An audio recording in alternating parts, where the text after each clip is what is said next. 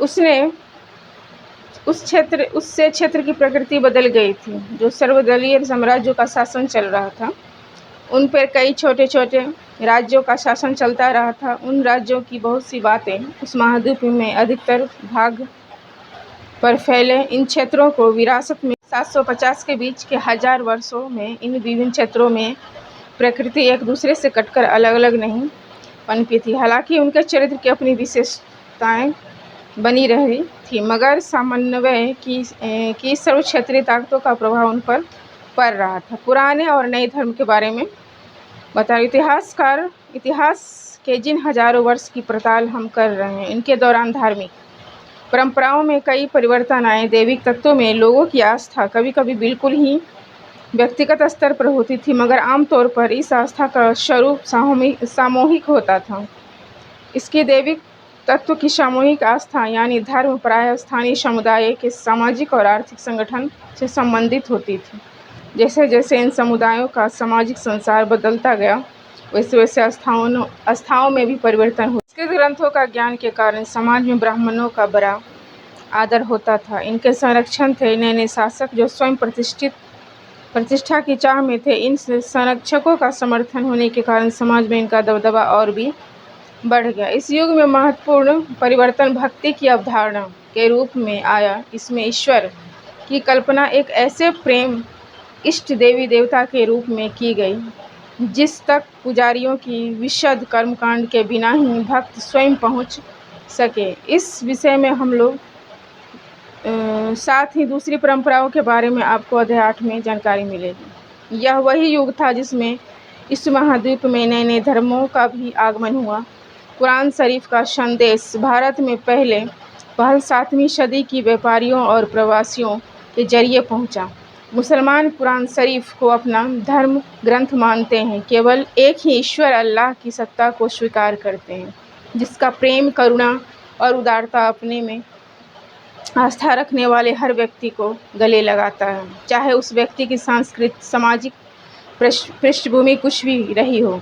कई शासक इस्लाम और इसके विद्वान धर्मशास्त्रों और न्यायशास्त्रियों अर्थात उलेमा को संरक्षण देते थे। हिंदू धर्म की ही भांति इस्लाम के अनुयायी भी अपने धर्म की अलग अलग तरह के व्याख्या करते थे। मुसलमानों में कुछ शिया थे जो पैगंबर साहब के दामाद अली को मुसलमानों का विधि सम्मत नेता मानते थे, और कुछ सुन्नी थे जो खलीफाओं के प्रभुत्व को स्वीकार करते थे। इस्लाम के आरंभिक दौर में इस धर्म का नेतृत्व करने वाले खलीफा कहलाते थे, और आगे भी इनकी परंपरा चलती रही।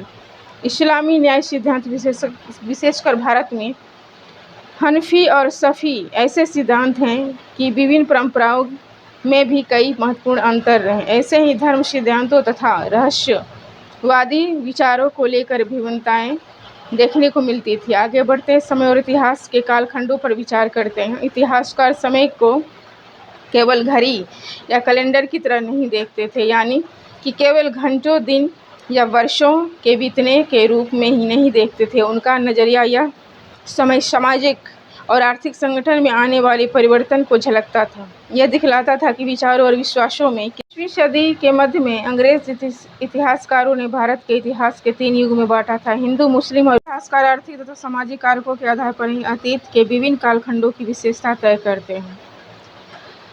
मध्यकालीन इतिहास में इसमें कृषक समाजों के विस्तार, क्षेत्रीय और सामाजिक राज्यों के उदय, कभी-कभी ग्रामवासियों और वनवासियों की कीमत पर प्रधान धर्मों के रूप में हिंदू धर्म, इस्लाम धर्म के विकास और यूरोप के व्यापारी कंपनियों के आगमन के बारे में और विस्तार से जानकारी मिलेगी। भारत के इतिहास के 1000 साल अनेक बदलाव के साक्षी रहे हैं, जिसमें 16वीं और 18वीं शताब्दी में 18वीं या 11वीं शताब्दियों से काफ़ी भिन्न थी। इसीलिए इस सारे काल को एक ऐतिहासिक इकाई के रूप में देखना समस्याओं से खाली नहीं है। फिर भी मध्यकाल की तुलना प्राय आधुनिक काल से की जाती थी। इससे आशय निकलता है कि मध्यकाल रूढ़िवादी तथा इस दौरान कोई परिवर्तन ही नहीं हुआ, लेकिन हम जानते हैं कि ऐसा नहीं था। इन 1000 वर्षों के दौरान इन महाद्वीपों के समाजों में प्राय परिवर्तन आते रहे, और उनकी कई क्षेत्रों में अर्थव्यवस्था तो इतनी समृद्ध हो गई कि उसने यूरोप की व्यापारी कंपनी को भी आकर्षित करना प्रारंभ किया।